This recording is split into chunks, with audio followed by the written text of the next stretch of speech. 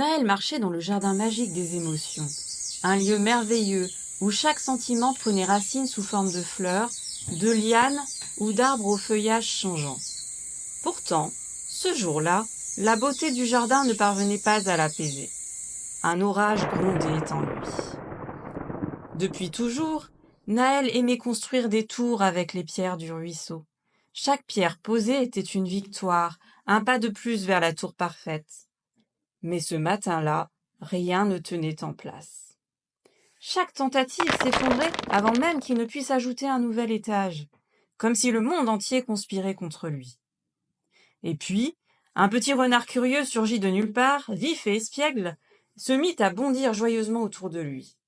1, 2 fois, il renversa les pierres de sa construction. Naël avait tenté de garder son calme, mais quand pour la 3e fois, le renard fit s'écrouler ce qu'il venait à peine de rebâtir, il explosa. « Assez !» Sa voix claqua comme un coup de tonnerre. Le renard s'arrêta, net, surpris, puis s'enfuit, les oreilles plaquées en arrière et la queue basse.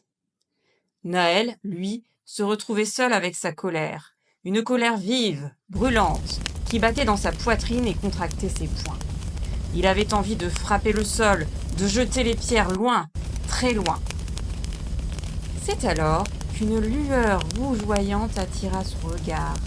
Là, au creux d'un cercle de galets noirs, une fleur flamboyait. Ses pétales semblaient faits de flammes pures, ondulant au rythme du vent sans jamais s'éteindre. Hypnotisé, Naël s'approcha et tendit la main vers elle. Une langue de feu jaillit et effleura ses doigts sans les brûler. Puis une voix douce, vibrante comme un feu de cheminée résonna. Je suis la flamme de la colère. Je nais du frottement de la frustration et de l'injustice.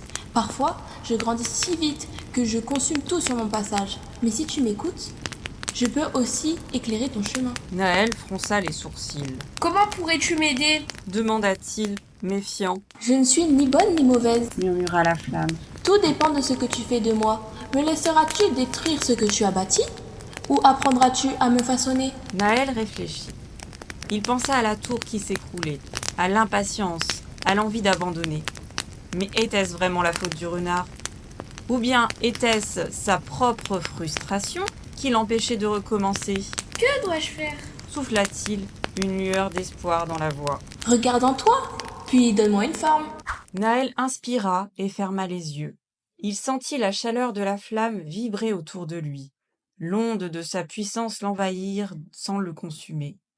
Puis, dans un élan instinctif, il ramassa une branche tombée au sol et traça des formes dans la terre.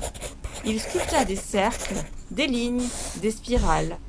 Peu à peu, quelque chose changea. La chaleur ne le consumait plus. Elle l'irriguait. Elle devenait énergie, inspiration. Quand il rouvrit les yeux, la flamme s'était transformée. Un phénix flamboyant s'élevait devant lui. Ses ailes brillaient comme des braises et ses yeux luisaient d'une sagesse ancienne. « Tu as compris ?» dit la créature d'une voix douce. La colère est un feu. Si tu la laisses s'emballer, elle détruit. Mais si tu lui donnes une direction, elle illumine. Le phénix inclina la tête avant de se dissiper en une pluie d'étincelles. La fleur de feu rétrécit et s'éteignit, laissant une braise rouge qui s'enfonça doucement dans la terre. Le lendemain, Naël retourna près du ruisseau. L'eau scintillait sous la lumière du matin et le vent portait une fraîcheur apaisante. Il s'accroupit près du courant et effleura la surface du bout des doigts, écoutant le murmure de l'eau, plus calme que la veille. Un bruissement attira son attention. Tapi dans les herbes, le renard l'observait, les oreilles dressées, la queue enroulée autour de son corps fin. Ses yeux dorés pétillaient d'un mélange de curiosité et de prudence. Naël sentit un tressaillement. La frustration était encore là, un murmure au fond de son ventre. Mais cette fois, il savait qu'il avait le choix. Lentement, il ramassa une pierre plate et la tendit vers le renard avec un sourire. Il resta immobile, patient, laissant le temps à l'animal d'approcher. Celui-ci hésita. Ses yeux d'or scrutèrent Naël, pesant son attention. Le renard huma l'air, puis s'avança prudemment. il posa délicatement sa patte sur la pierre, comme pour en éprouver la texture. Naël sentit une chaleur familière vibrer en lui, un écho de la flamme qui l'avait guidé. Lentement, il empila une pierre sur une autre, prenant soin d'ajuster leur équilibre. Le renard intrigué l'imita maladroitement, renversant la première tentative d'un coup de patte maladroit. Sentant son erreur, une vague de peur s'empara de lui. Ses muscles se tendirent et dans un éclair de panique, il se réfugia précipitamment dans les buissons voisins, disparaissant de la vue de Naël. Loin de s'en agacer, Naël resta calme et attendit, un léger sourire aux lèvres. Quelques instants plus tard, le renard ressortit doucement de sa cachette, ses yeux encore un peu méfiants, mais plus confiants cette fois. Il s'approcha lentement, ses mouvements hésitants mais déterminés, comme s'il voulait s'excuser de sa fuite précipitée. Naël le regarda avec bienveillance. Une fois, 2 fois, 3 fois, chaque échec était suivi d'un nouveau départ. Naël posa sa main sur son cœur. La frustration était toujours là, une braise prête à s'embraser s'il la laissait faire. Mais désormais, il savait qu'elle pouvait aussi l'aider à bâtir quelque chose de beau. Le renard, assis à ses côtés, leva les yeux vers lui. Son museau frôla doucement sa main, comme s'il comprenait ce qu'il venait d'apprendre. Dans un élan spontané, Naël glissa ses doigts dans la fourrure douce de l'animal et sentit son souffle chaud contre sa peau. Un signe silencieux de confiance et d'apaisement. « Ce n'est pas grave, on recommence ensemble !» dit Naël, le sourire aux lèvres. Avec patience, il lui montra comment empiler les pierres plus lentement en trouvant des bases stables. À chaque nouvelle tentative, le renard gagnait en précision. Sa patte effleurait parfois la main de Naël, comme s'il cherchait son approbation. Bientôt, une tour élancée prit forme entre eux, équilibrée avec soin, défiant la gravité. Ce n'était pas une simple pile de pierres, mais une construction ingénieuse où chaque élément trouvait sa place avec précision.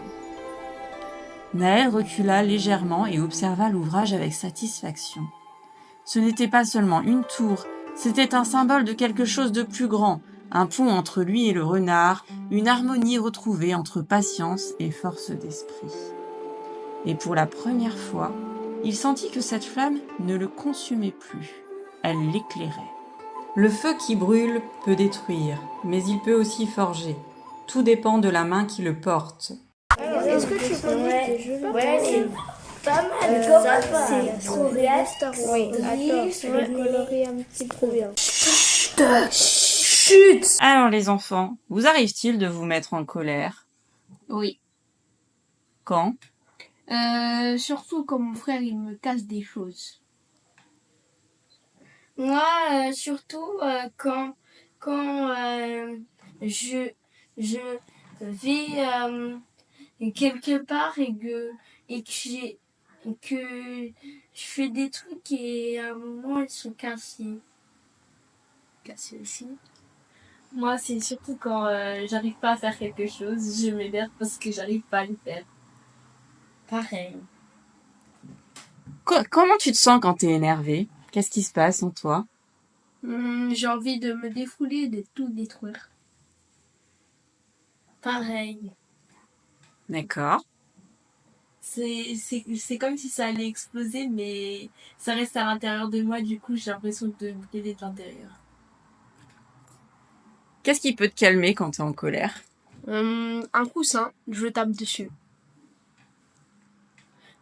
Moi, c'est ma couverture.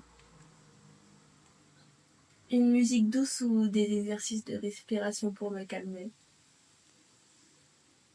À votre avis, pourquoi on est en colère? Pourquoi t'es en colère quand ton frère il te casse des jouets, par exemple? Parce que t'as fait quelque chose et t'as pris du temps à cette chose. Et qu'est-ce qui te met en colère? Ce qui me met en colère, c'est que je vais devoir la refaire. Reprendre du temps à y faire. Moi, c'est que moi Je suis obligée de retrouver des pierres pour les refaire. Alors, voilà. Quand tu te mets à la place du petit garçon dans l'histoire, c'est ça? Pas trop, mais des fois, quand je faisais des tours comme ça. D'accord. Quand on a un trop plein d'émotions, souvent on se met en colère parce qu'on sait pas quoi faire. On est un peu perturbé par certaines situations. Merci les enfants.